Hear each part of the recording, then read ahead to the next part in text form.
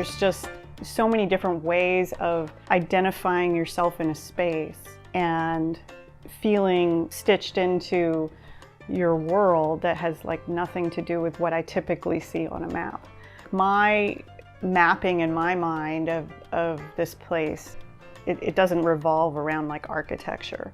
I just had this idea on this one like mini retreat I did. I was like, well, what if I just like map the city by cactus, you know, so that people could visit all those awesome cactus spots that I know of and learn about them, and it would make me learn about them because I really didn't know anything about like the names of different cactus. So I think part of it was like, well, I want to know about the environment I'm in.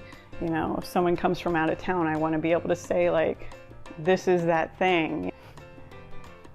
You know, and I thought of it in a lot of different ways too, of like how could I map like by the oldest trees in the city, or by one type of plant, or by how many yards have a desert landscape, or whatever. You know, it's just that there were so many different ways to like experience your space.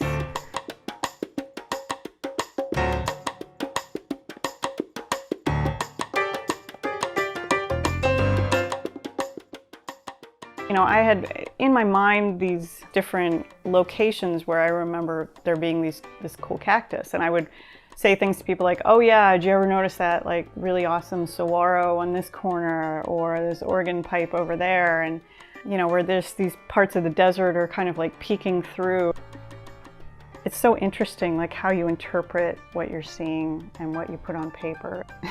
You know, plants are always growing, like they're never going to be the same. So the whole concept of drawing anything, kind of ridiculous, because everything's constantly flowing.